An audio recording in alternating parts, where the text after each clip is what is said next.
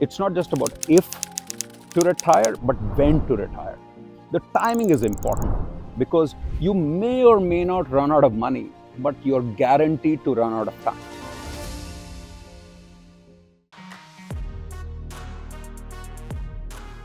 Hi everyone, welcome to our channel. In the last so many videos, Seema and I have been consistently saying financial independence is a must, retiring early is an option. Well, in this particular video, I will address some of the fears, concerns, insecurities, and other reasons that you may have in future from taking this big bold step of retiring early. All these are based on our own personal experiences, what we went through, and how we overcame them. So hopefully by the end of this video, it'll give you a lot more data so that you can get empowered to make this big bold decision in future. And for the folks who've already achieved financial independence, hopefully this can also help you tip into making this decision now. So before I do that, a quick introduction about myself.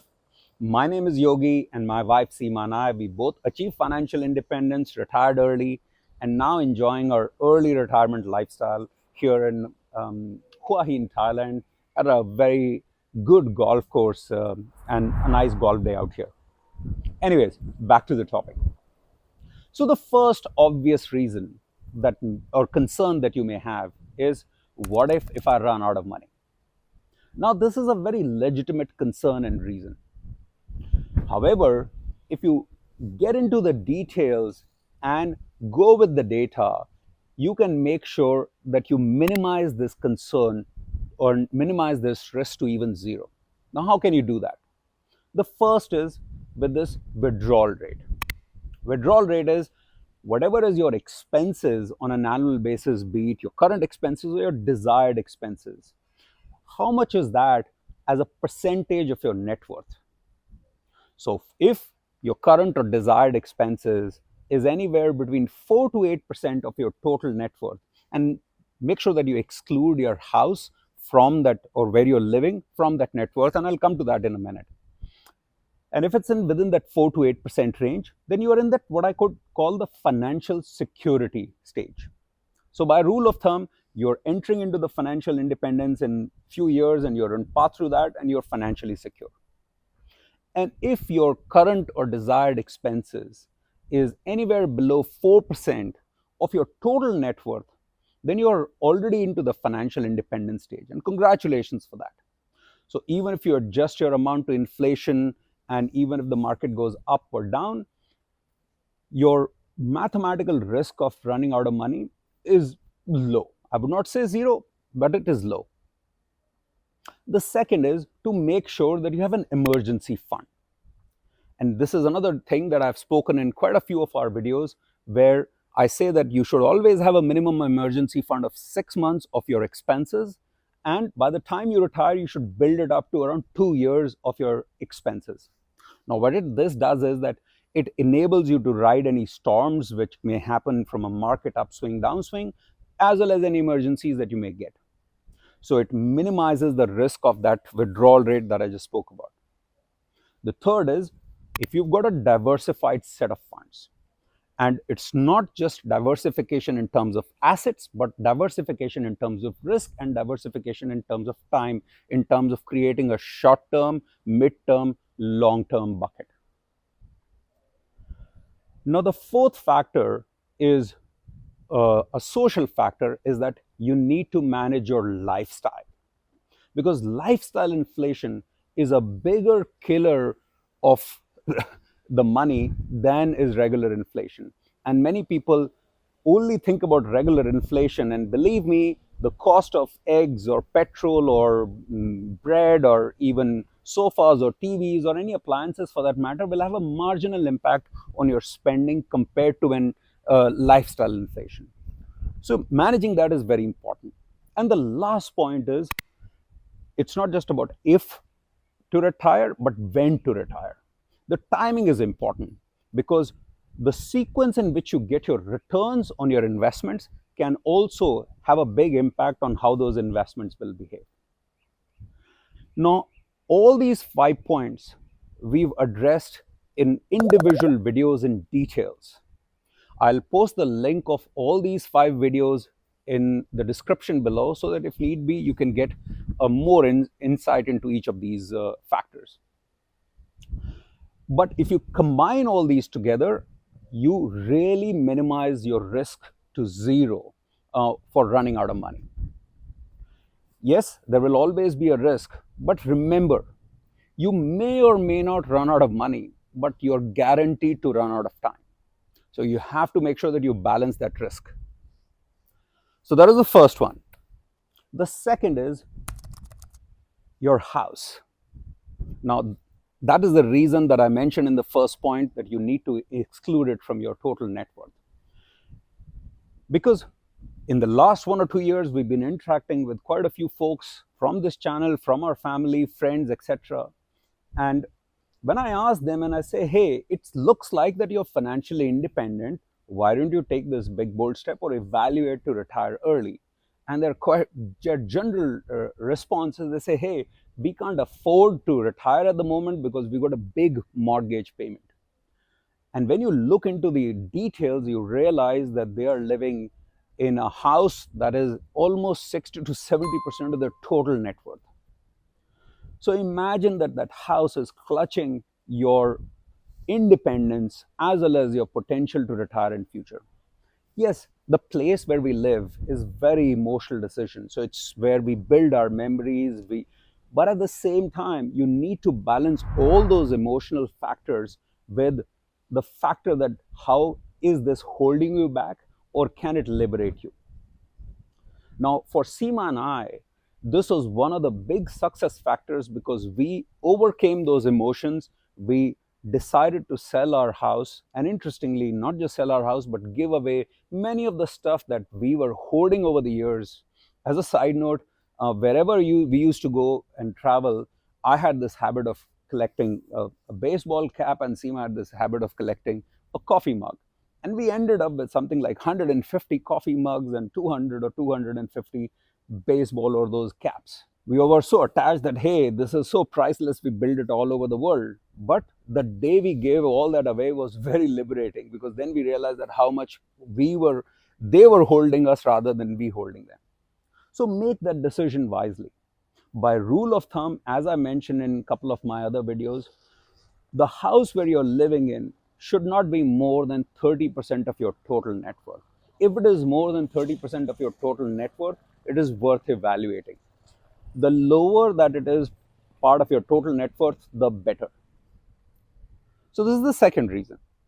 The third reason or concern that people have is that they say, hey, I don't have a concern that I'll run out of money, but I want to build a very good legacy for my children, that I want to make sure that I leave more than what I started with when I started my career. Now, this is a noble thing to do, and I think it's very good that you're having this thought that you want to leave behind so much wealth for your children. But just keep in mind that practically what matters more for your children is the level of education that you can give them and support them in their active years rather than passive years. Because one of the other mistakes that we make is that we leave so much behind that they will get when they will be in their 50s and 60s. By then, they are typically well financially established. They are at the middle or peak of their career. So they need those assets much less than what they would have used that in their 20s. I think, again, in Seema, in my case, we will ever be thankful to our parents that they made this big investment in our education and the value system. Because had they not done that, probably I would have been loitering around in the village where I was born and brought up, and Seema would have been maybe a housewife somewhere. But because they made that investment during our active years, we were able to catapult our life. So make sure that you balance that you are not just working till your late 60s or even late 50s because you're toiling away for your children for the time when they may not value that as much they may value now. The next point is a lot more concern and insecurity that I keep hearing from people. And they may have, got those 2 to 3% withdrawal rate. They've, their houses are less than that 30%. They've got a good balance of legacy, like something that I addressed in the previous video of Die with Zero. But when you ask them, then they say, hey, that's all good, I've sorted it out, but I don't know what I'll do with my time. And that is, I think, one of the biggest corporate, I would even use the word frauds, that the corporate world does with us, is that it brainwashes us that the best way to use our time is working for the companies. Believe me, we've been retired for the last 1.5 years, and there are so many better ways to use your time than attend Zoom calls and make PowerPoint presentations and Excel sheets. So don't get fooled by that corporate brainwashing that the only sense of purpose you have is working. And if you retire, you'll age faster and you'll lose your time, or you'll not know what to do with your time. So be careful with that.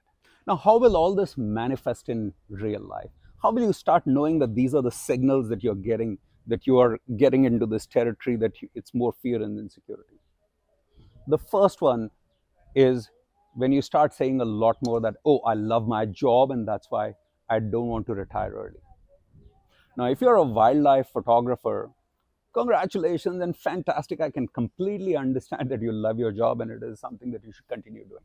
But like us, if your job on a daily basis involves attending conference calls, client meetings, presenting proposals, reviewing Excel sheets, doing forecast calls, having one-on-one meetings, having a performance review, if this is your day, week, year, month, then believe me, there are a lot more things that you will fall in love with in future.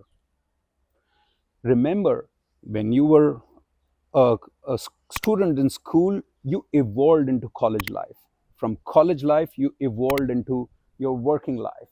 So you will also evolve into your retirement life, and you will start loving things that you did not realize that you have that love for. So don't let yourself be fooled with this, I love my job, or be in denial if that is what is holding you back. There are many other things that you can love in terms of activities, learning, etc., etc.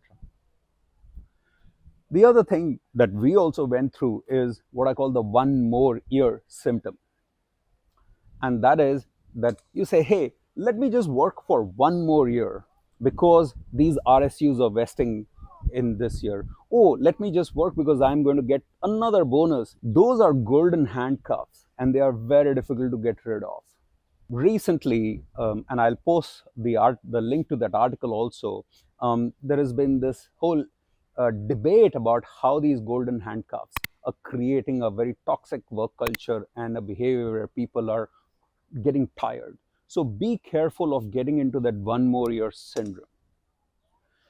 So in summary, the 4 key concerns that you need to be careful about, the first one being is, what if I run out of money? Legitimate concerns, but the points that I mentioned hopefully can help you quell that concern and prepare accordingly. The second being is, be careful that your house is not domesticating you, you're domesticating your house, is that you're managing that within your portfolio and it's less than 30% of your total net worth. The third being that leaving a legacy behind, you can still leave a legacy behind, but find that balance between your time versus the legacy that you want to leave behind. And lastly, be careful of not falling into this trap that I do not know what to do with my time. Take it from us, we've been retired for 1.5 years and we've got packed days of doing so many activities, and for 0 seconds have I ever missed any of those Zoom calls, conference calls, forecast calls, client meetings, Excel sheets, and presentations. So I hope this video gives that confidence, gives you some food for thought, and some ideas to prepare accordingly. If it does, please do like and subscribe, and would love to hear from you as always. Do comment, give your thoughts, what you think about what I just spoke about. Till the next video, till the next topic, and till the next location, goodbye from me. Bye-bye.